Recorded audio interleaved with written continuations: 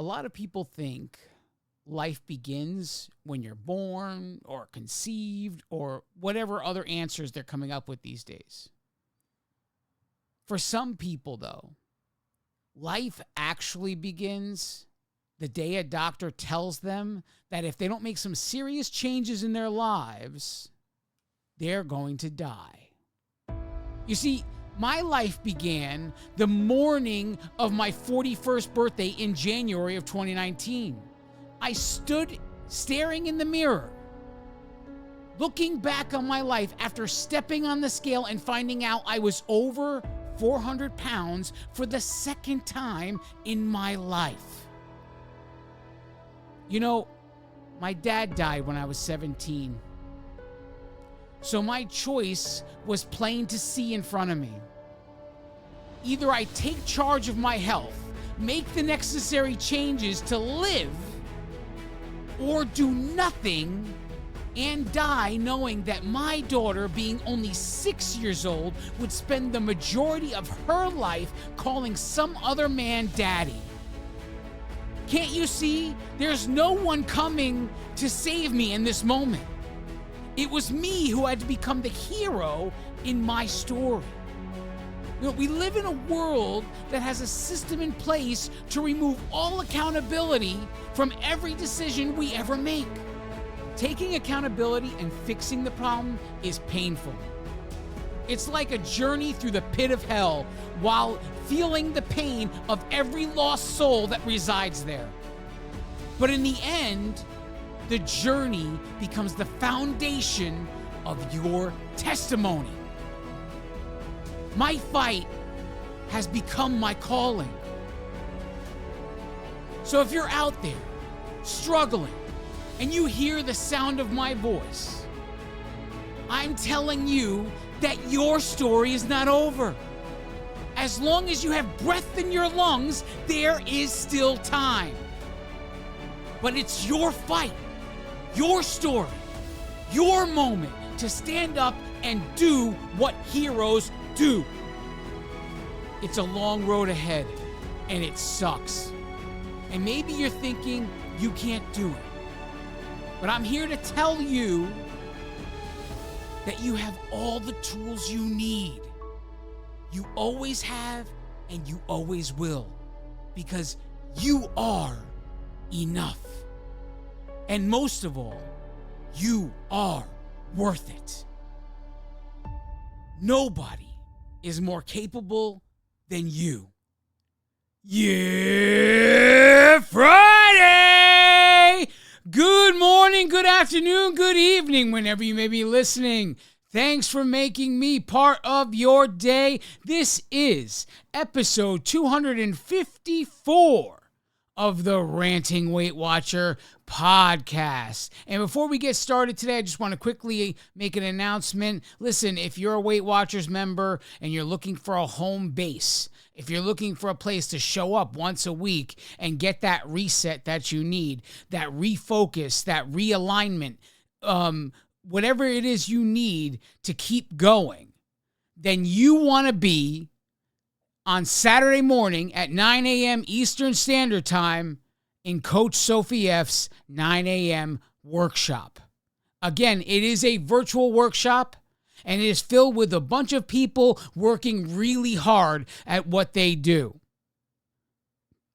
You know, it's so important to find a home base. It's so important to be surrounded by people that are accomplishing exactly, they're the living example.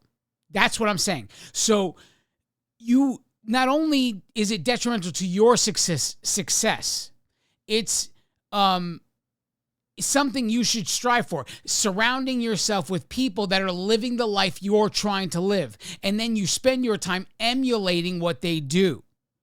It's the same in any field. It doesn't have to be in weight loss and health. It could be in business. It could be in all these things. You would want to copy the most successful people. You wouldn't want to be a place where you're surrounded by everybody in the same position as you, because there's no growth there. There's no fruit. There's a bunch of trees and no fruit. So, again, I'll say it one more time. if you're looking for that home base, if you're looking for that weekly reset, if you're looking for that mind adjustment that you need, the motivation hit that you need to keep going, that group of people is at 9 a.m. Eastern Standard Time with Coach Sophie F. Be there. All right. Enough of that. Let's get into this! Journey updates. Okay, so the week of work goes from October 5th to October 11th, 2025. Total steps taken in that time period, 109,338 steps taken total. That's an average steps per day of 15,620 steps. Total miles walked in that week, 47 miles. That's an average miles per day of just about 6.75 miles. So 6.7 miles walked per day. I stepped on the scale on October 11th, 2025. And for the first time since third grade, my weight started with the number 1. I stepped on that scale, and the scale result was 199.8 pounds, which translates to a 2-pound loss. Total weight loss since January of 2019 is 195.8 pounds. There is just 4.2 pounds remaining of that goal I set almost 7 years ago. The goal to lose 200 pounds and reevaluate my life. 4 pounds separates me from that goal.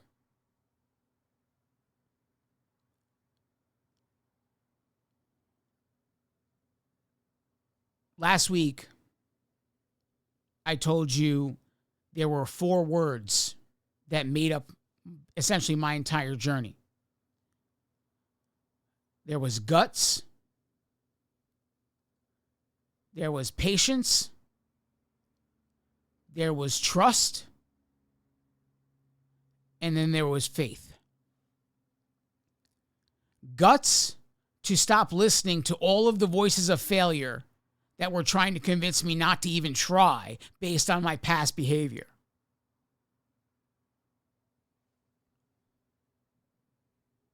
Trust in a process I didn't really know.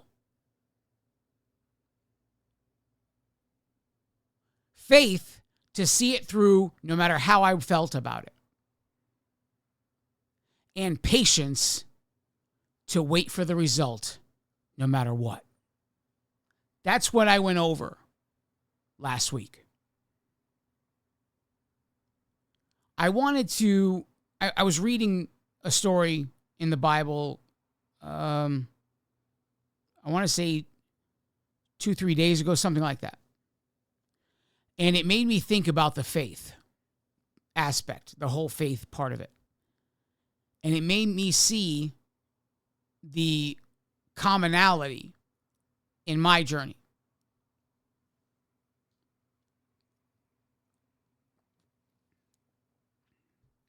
So I read the story however many days ago about Abraham and Isaac. So Abraham starts his life, and his story starts with him being very devoted, devoted to God and having some form of faith. And in the beginning of his life, there were many events that happened that took some faith, but then the minute his faith was tested, he kind of folded. There was a time where he was told to pick up all his belongings and go to Canaan, the land of Canaan. So he did exactly that because God told him to do it. He said, we got to do it. So he picks up his wife, picks up all his stuff, and they get going. Now, when they almost get there, they can see that the land of Canaan is in a famine. Immediately, he's fearful. So he had the faith to get that far. But when he sees the circumstance, he became afraid. And so he took it upon himself to veer his journey and to go to, I believe it was Egypt. I'm doing all this off of memory. I believe it was Egypt. And so he sees his wife and how beautiful she is. And he thinks surely that if the Pharaoh of the land is going to see her, he's going to kill me because of how beautiful she is, because he wants her. He happens to see the Pharaoh and then decides, because again, fear, he decides to lie to the Pharaoh and say that his wife is actually his sister, and then offers her to the Pharaoh. Now, something happens, I don't know if it's a vision that the Pharaoh has or something, where he realizes that she's not who she says she is, or she is not who the brother says she is. And so he confronts Abraham and says, who is she really? And so now Abraham is believing basically he's going to be killed now for sure. And he basically tells him, this is my wife. And so they were very angry with him, because what if he had done something with his wife? Then he would be in trouble with God.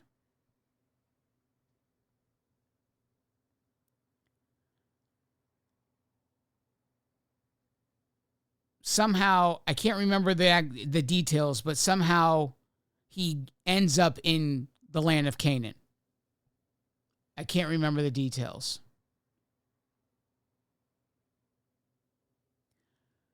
When they're there, they're establishing a life and everything else. And he's a pretty successful man.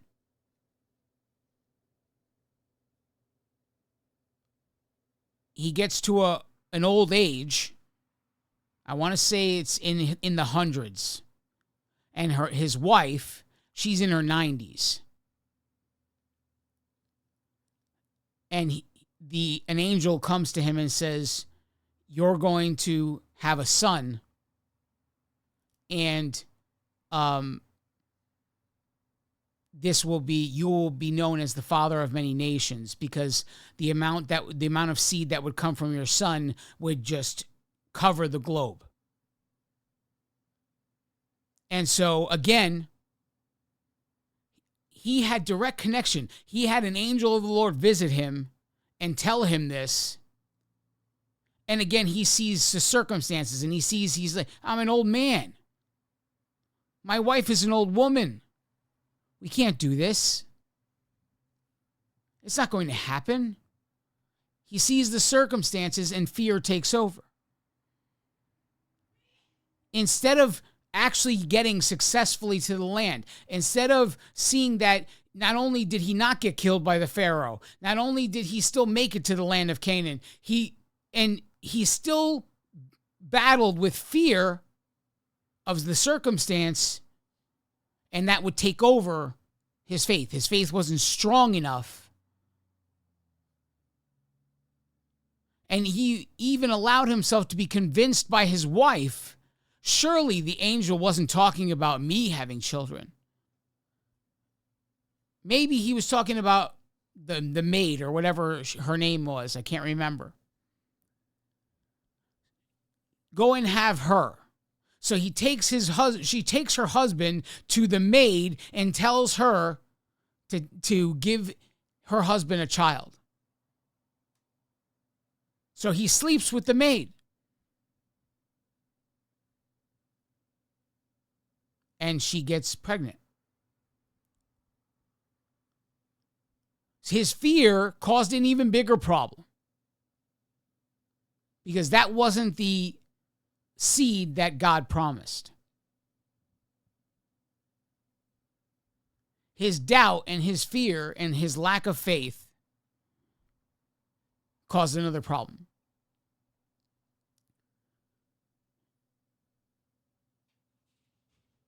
When he started to make his move, his fear caused him to go to Egypt. And his fear caused him to lie to the Pharaoh. He ended up going to the land he was told to go to. And his fear makes him essentially sleep with the maidservant and have a child outside of his marriage. Even with his wife convincing him to.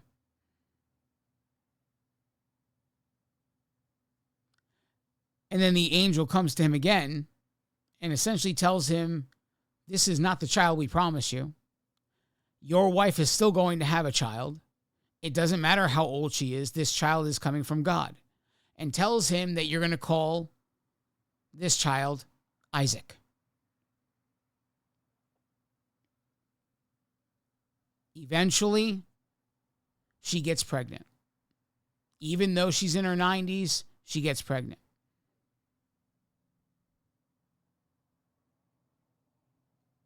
And he loves this son. He loves it with all of his heart. And it was even in this moment that God wanted to test his faith.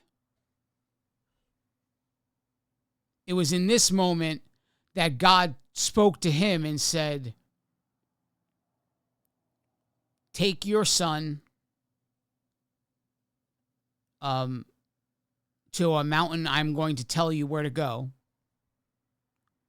and sacrifice him to my name. So they pack up. He takes 2 servants.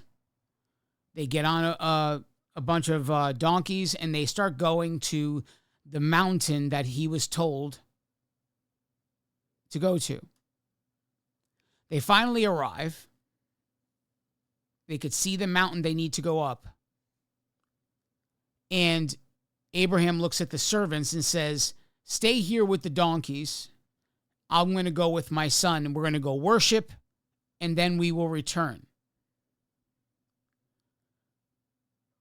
In that moment where he says, we're going to go worship and then we will return, this is the first evidence that finally his faith is growing. Finally, there's no fear. Now, how is that? How is that evidence, right?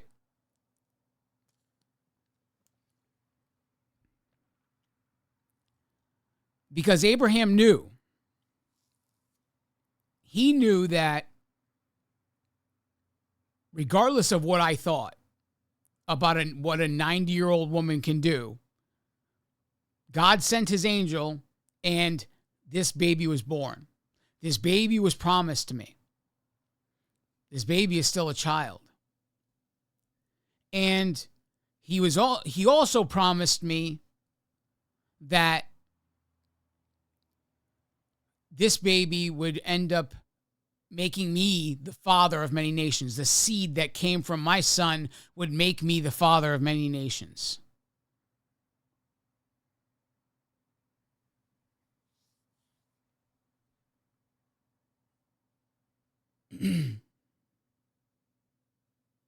He knew that despite his fear, he was eventually brought to the land of Canaan. He knew, in spite of his fear, his life was spared by the Pharaoh. He knew, in spite of the moves he made out of the fear of the circumstance, the lack of faith, and even though he created a child with another woman, he knew that this was the son that was promised. He knew because every single time he went through one of these things, it may not have been noticeable in the moment, but his faith became stronger. See, each one of those instances made him just a little more confident, just a little bit stronger spiritually. And if he had not gone through all of those things, he would be the same person he was when he left his original home.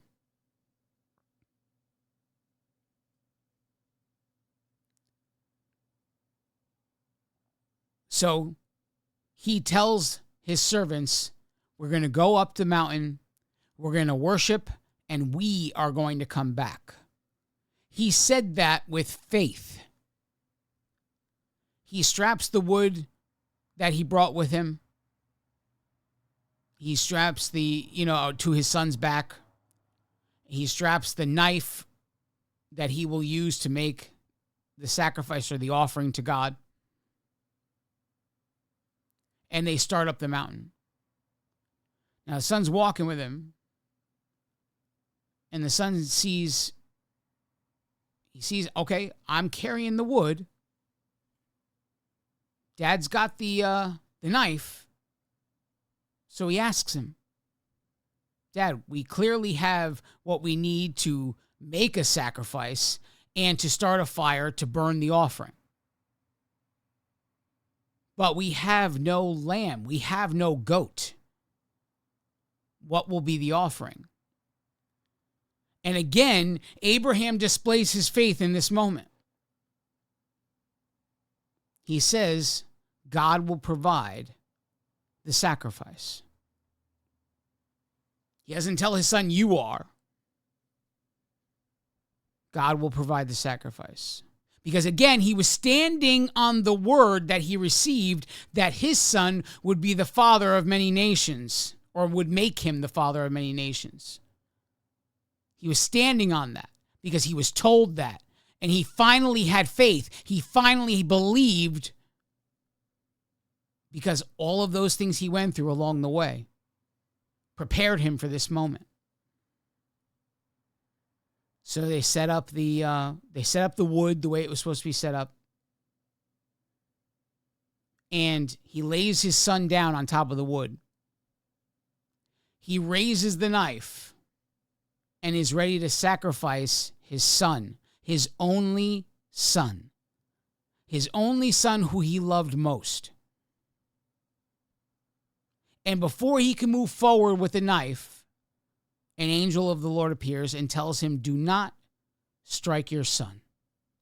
Finally, we can see that your fear of God is greater than your fear of anything else, essentially. So he had spent his entire life being more afraid of the things of the earth than he was of God, right? His actions told us that. When he saw that the land was in famine, he was afraid and went to Egypt instead. When he saw that he could be killed because of how beautiful his wife was, he lied because he feared the Pharaoh more than he feared God. You following me? But all of these things he endured anyway, despite his lack. He got through them all.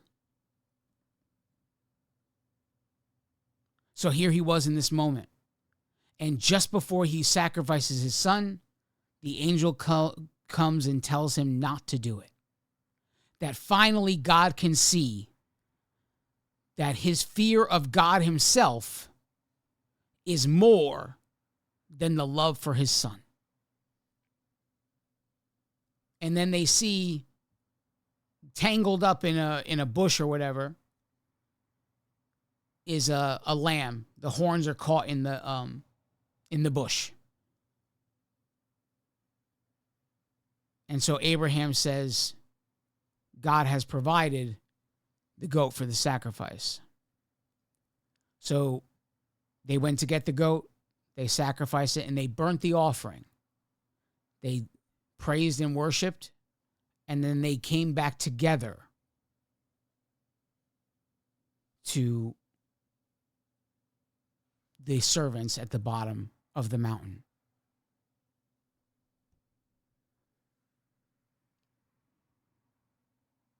Now you're going to ask me, what does this have to do with your journey?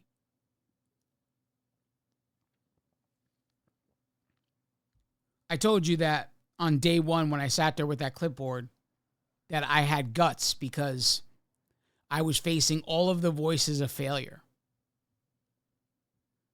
Every time I had ever failed, so I was 41 years old the day I walked in to WW that Saturday morning.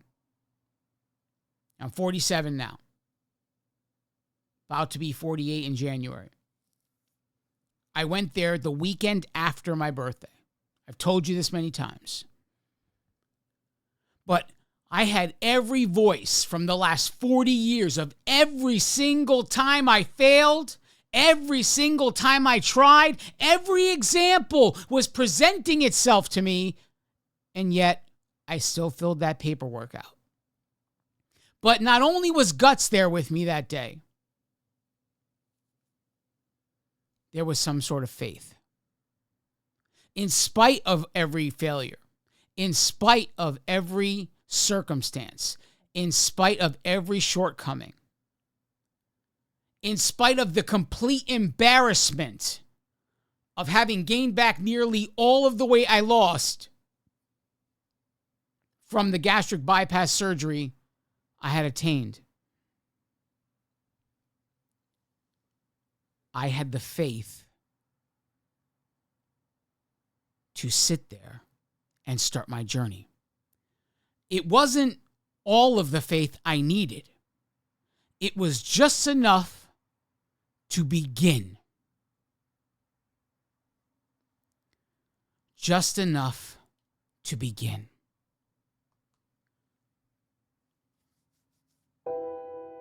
So what happened from there? From there, I hit obstacle after obstacle. I had failure after failure. I had every bit of the voices I had on day one, I had on day 31, I had on day 61, I had the date on 101. They were there with me every step of the way. And every time I hit an obstacle, that obstacle was a test of my faith.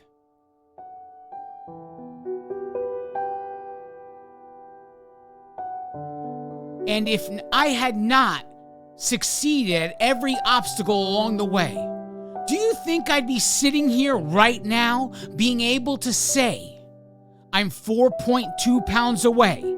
Being able to say that the first number in my weight starts with a 1 for the first time since 3rd grade. Do you think I'd be able to say that if every time I failed I quit?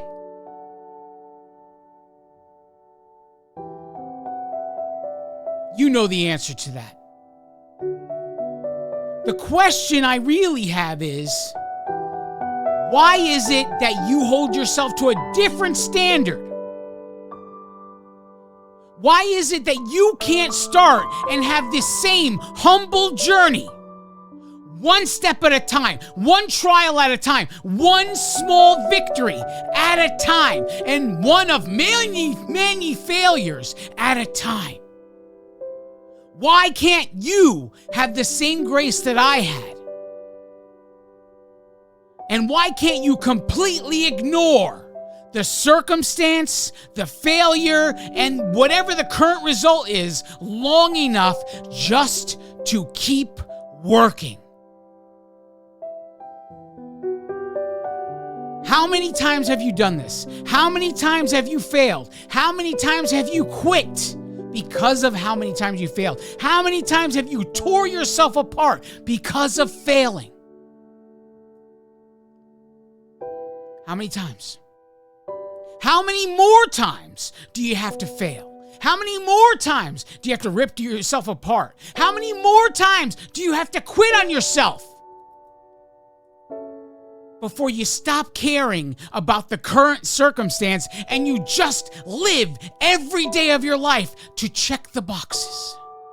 To have whatever little faith you start off with just enough to check the boxes. Today's Wednesday. I'm going to check all the boxes. Today's Thursday. I'm going to check all the boxes. I have just enough faith to check all the boxes on Friday. I have just enough faith to check all the boxes on Saturday. I step on the scale on Saturday and I got a trial of my faith because I don't like the result. But I'm going to keep going and I'm going to check the boxes anyway. What's it going to take? What's it going to take for you to finally ignore all of the nonsense that's happening now long enough so that 7 years down the road, you're looking back in your life and you're wondering, who the hell am I? What happened? How did I achieve all of this? Could I go back and do it exactly the same way all over again? I don't know. But if you never get that point, how could you even say? None of it matters. Yesterday doesn't matter. My successes yesterday don't matter. My failures yesterday don't matter. My whatever's possible in the future doesn't matter. All that matters is that today I check the boxes. And no matter how imperfect I check those boxes, so long as I can say all the boxes are checked, even though they weren't checked 100%, where they checked 97%, where they checked 95%, where they checked 90% accuracy, whatever it is, as long as I can say that, and I can get up tomorrow and I can do it again. And that's what you need to do. You need to get up tomorrow and check the boxes. I love each and every one of you. God bless you all.